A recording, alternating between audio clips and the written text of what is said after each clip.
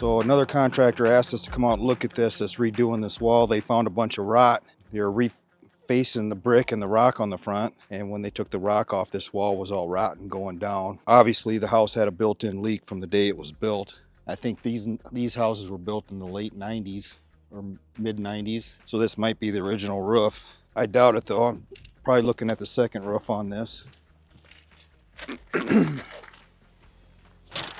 But the old valley dumping on a sidewall on an outside corner is a tricky situation every single time.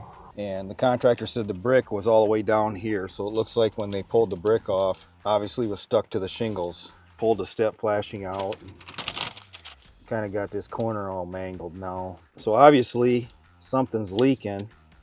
So we got shingles caulked to the siding, so that's not a good sign.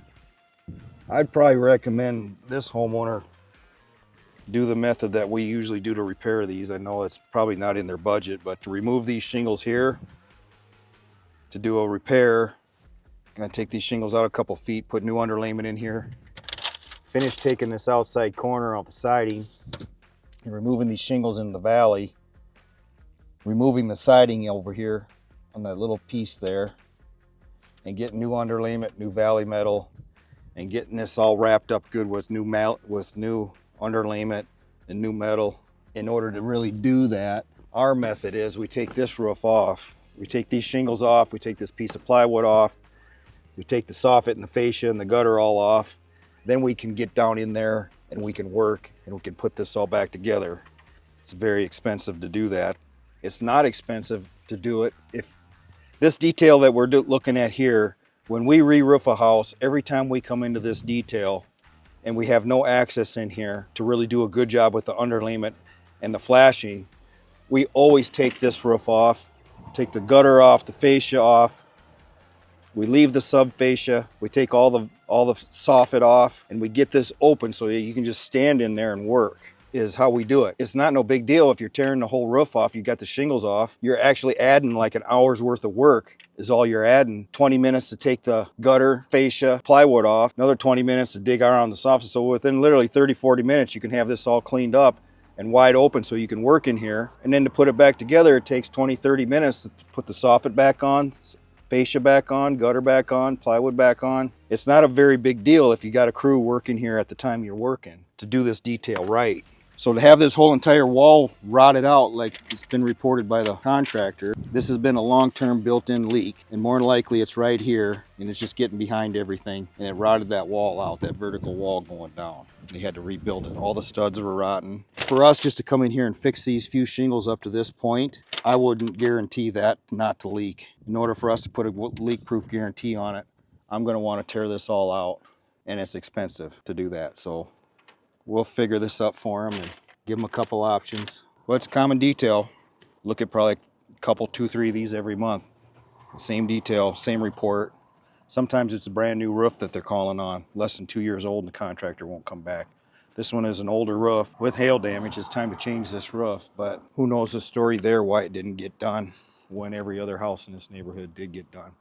Not an easy fix. It's nothing a tube of caulk and a few shingles will fix permanently. But it's pretty obvious it's hailed out, and we haven't had hail here for, it was like, this neighborhood was what, 4 or 5 years ago? Maybe 6. This whole neighborhood got changed. Just every house on this street, that street, the whole thing, the whole neighborhood got new roofs, but this poor guy. And it was obviously hailed out, so who knows the story why that didn't happen. That had a built-in leak from day one, but this roof could have got changed out and they still would have had the same leak, and that could have been all rotten underneath there. And the contractors that just shingles off, shingles on, just would have shingled over it, especially the storm chasers. Wouldn't have done anything to fix the leak. Just would have put the shingles back. We reused all the flashing, probably would have made it worse.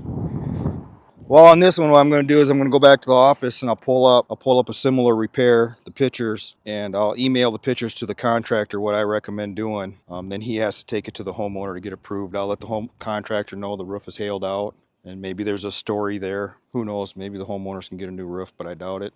There's just a lot of water coming off this roof. There's probably, in this area, there's probably 4 square shingles, and it's all the water is hitting one tiny point on that outside corner, And basically the shingles aren't keeping the water out at that point. It's the underlayment and the flashing is keeping the water out of the house. So just to put new shingles on there isn't going to fix the leak. It's the underlayment and the flashing that has to be repaired in order to stop this leak. If you have this, we call them a dead valley. The valley dead ends into a sidewall or even right on an outside corner. That's not typical valley detail you want to see in your house. So if you have this type of detail on your house, it's very concerning. So especially when you have it re-roofed. If it isn't leaking now, then you're going to have it re-roofed. You want to ask your contractor how he's going to get that resealed up, because on the original roof, that underlayment and that flashing was all put together before it was sided and before all the finish work was done. And really what's keeping the water out in this type of detail is the underlayment, the ice and water, and the flashing that you're bending around the corner, and the valley metal coming up and going up the wall and coming out the side. It's that underlayment that's keeping your house dry. And when you re-roof, you have to get that underlayment back up the siding again, and there's no way to do that unless you're tearing the siding off and getting it flashed properly. So this is a common detail that you want to look out for when you're re-roofing.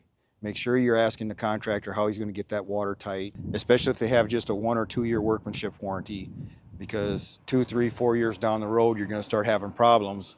Call your contractor and they say, well, it's out of our workmanship warranty and we don't do repairs. The most common comment we get from homeowners is they had a new roof put on, it's 2 to 5 years old, and it's out of the warranty period, and the contractor doesn't do roof repairs.